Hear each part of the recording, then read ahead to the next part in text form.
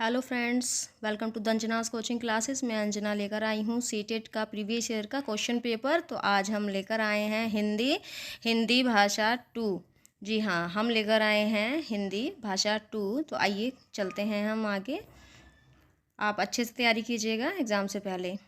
तो देखिए यहाँ पर दिया है गद्यांश। तो लिखा है निम्नलिखित गद्यांश को पढ़कर पूछे गए प्रश्नों प्रश्न संख्या 121 से 128 तक के सबसे उपयुक्त उत्तर वाले विकल्प चुनना है। तो यहाँ पर देखिए पूरा गद्यांश लिखा हुआ है। गद्यांश पढ़कर आपको आंसर देना है, लेकिन मैं आपको एक तरीका बताती हूँ किस तरीके से आप गद्यांश को सॉल्व करेंगे। यहाँ पर आप पहले गद्यांश न पढ़कर सबसे पहले आप पढ़ेंगे क्वेश्चंस। तो क्वेश्चन पढ़ने के बाद आप गद्यांश पढ़ेंगे ताकि आपके आंसर फटाफट निकल आएँ। तो देखिए अभी गद्यांश पढ़ने का टाइम नहीं है। गद्यांश आप पढ़ लीजिएगा, इसका स्क्रीनशॉट ले लीजिएगा और फिर पढ़कर आप इसके आंसर देख सकते हैं कि हमने आपके आंसर ठीक बताए हैं या नहीं। तो आइए चलते हैं क्वेश्चन नंबर 121 की तरफ। पाठ्यक्रम का निर्माण करते समय बच्चों की डैश का ध्यान रखा जाना चाहिए। तो किसका ध्यान रखना चाहिए? यहाँ पर चार ऑप्शन हैं: क्षमता और आर्थिक पृष्ठभूमि का, क्षमता और पारिवारिक स्तर का, और थर्ड पर है क्षमता और रुचियों का, फोर्थ है रुचि और आर्थिक पृष्ठभूमि का। तो यहाँ पर हम सभी जानते हैं कि 121 का आंसर क्या है? क्षमताओं और रुचियों का। तो पाठ्यक्रम का निर्माण करते समय बच्चों की क्षमता और रुचियों का ध्यान रखना चाहिए। तो क्वेश्चन नंबर 121 का राइट ऑप्शन है थर्ड। अब चलते हैं हम अपने क्वेश्चन नंबर 122 पर। देखिए यह संभव है कि अलग अलग बच्चे अलग अलग विषयों में डैश रखते हों। तो देखिए मैं चार ऑप्शन ना पढ़ते हुए आपका टाइम वेस्ट बिल्कुल नहीं करूँगी, सिर्फ आपको आंसर बताऊँगी। आप इसको देख लीजिएगा। तो क्वेश्चन नंबर 122 का राइट ऑप्शन है थर्ड, भिन्न रुचियाँ। यानी कि यह संभव है कि अलग अलग बच्चे अलग अलग विषयों में भिन्न रुचियाँ रखते हों। क्वेश्चन नंबर 123, पाठ्यक्रम को पाठ्य पुस्तकों का पर्याय डैश क्या होना चाहिए? तो नहीं होना चाहिए। क्वेश्चन नंबर 123 का राइट ऑप्शन है सेकंड, नहीं होना चाहिए। क्वेश्चन नंबर है 24। थोड़ा मैंने जूम कर लिया है ताकि कोई प्रॉब्लम ना हो। देखिए बच्चों को यह छूट दी जानी चाहिए कि वे अपनी रुचि व क्षमता के अनुसार किसी विषय की विस्तृत जानकारी प्राप्त कर सकें। यह स्थिति कैसी है? तो 124 का राइट ऑप्शन है 1, सराहनीय है। अब आते हैं हम क्वेश्चन नंबर 125 पे। बे उपसर्ग का प्रयोग किस शब्द में नहीं किया जा सकता? देखिए किस, यहाँ पर ऑप्शन जो क्वेश्चन है वो ठीक से पढ़िएगा। यहाँ पर आपसे ये नहीं पूछा है कि बे उपसर्ग का उपयोग किस शब्द में नहीं किया गया है, यह नहीं पूछा है। यहाँ पर पूछा है कि बे उपसर्ग का प्रयोग किस शब्द में नहीं किया जा सकता है। तो क्वेश्चन नंबर 125 का राइट ऑप्शन है 4, फिजूल।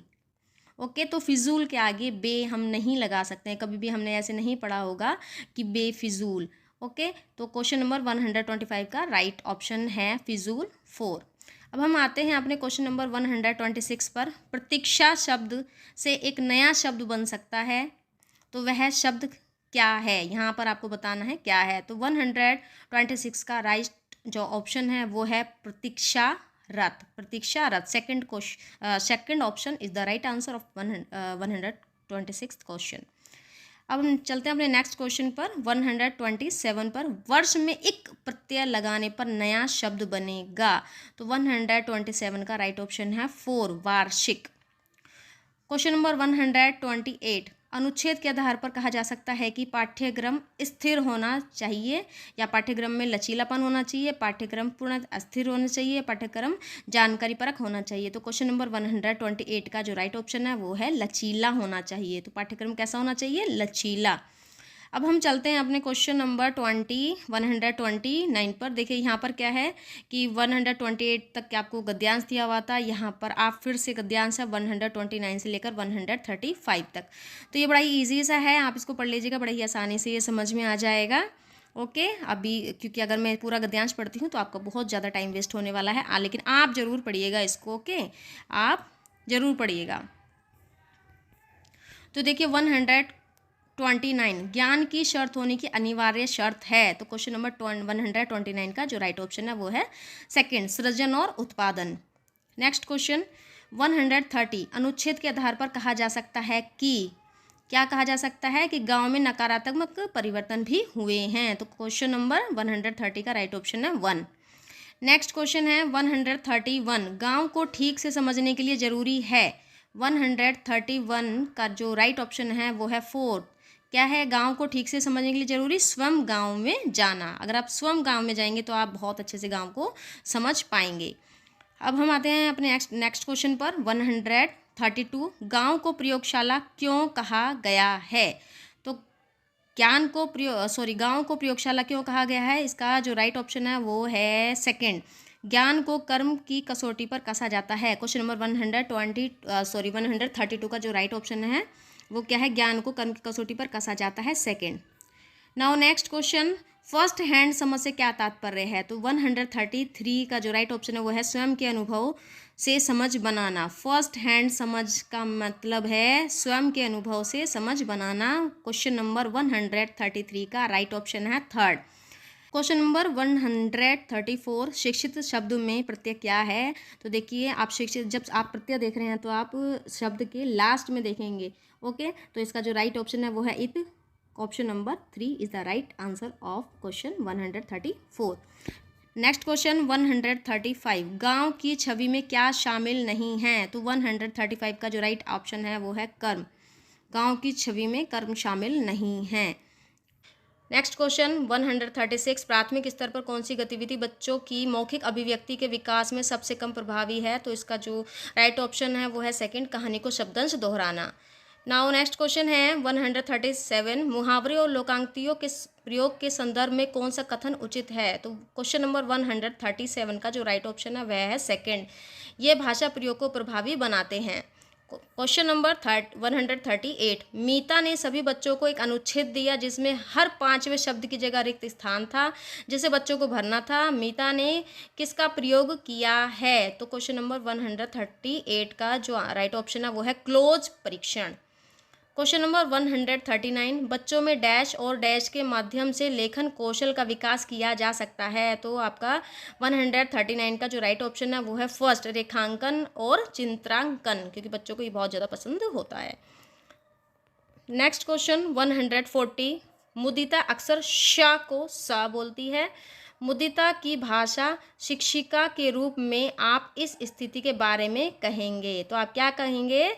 हम कहेंगे क्षेत्रीय भाषा का प्रभाव है। तो क्वेश्चन नंबर 140 का जो राइट ऑप्शन है वो है सेकंड। क्वेश्चन नंबर 141, निम्नलिखित में से कौन सा प्रश्न बच्चों की भाषा क्षमता के विकास में सर्वाधिक सहायक है? तो क्वेश्चन नंबर 141 का राइट ऑप्शन है सेकंड, तितली कली के पास कब गई होगी और क्यों? क्वेश्चन नंबर 142, सामाजिक अंतक्रिया की अवधारणा डैश से संबंधित है। तो सामाजिक अंतक्रिया जहां पर आ जाए उसका ऑप्शन वाइगॉत्स्की ही होगा।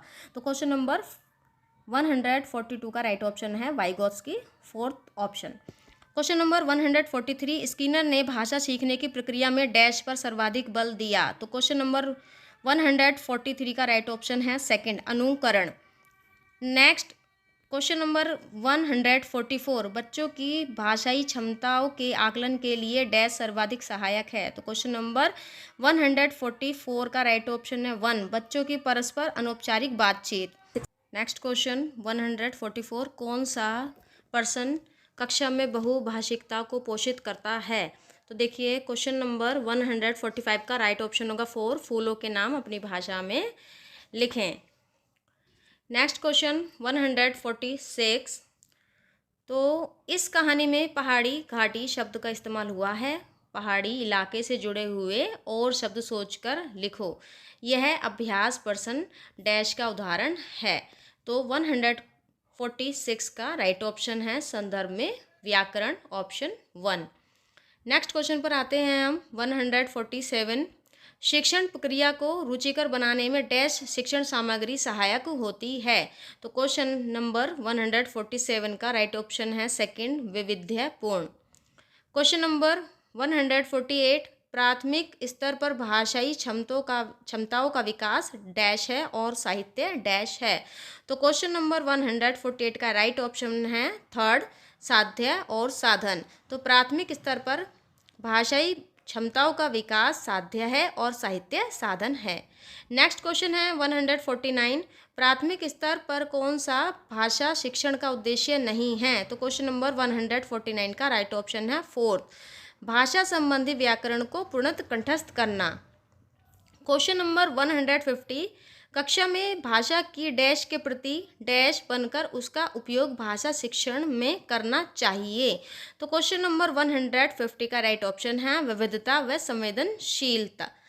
इस तरीके से आपका हिंदी का क्वेश्चन पेपर होता है कंप्लीट। इससे रिलेटेड और आपको और क्वेश्चन पेपर चाहिए सीटेट से रिलेटेड, तो आप मेरे चैनल से जुड़िए, मेरे चैनल को सब्सक्राइब कीजिए।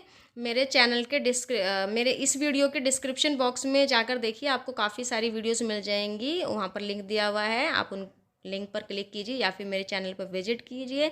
क्लास पसंद आए तो लाइक शेयर सब्सक्राइब जरूर कीजिए। Thank you.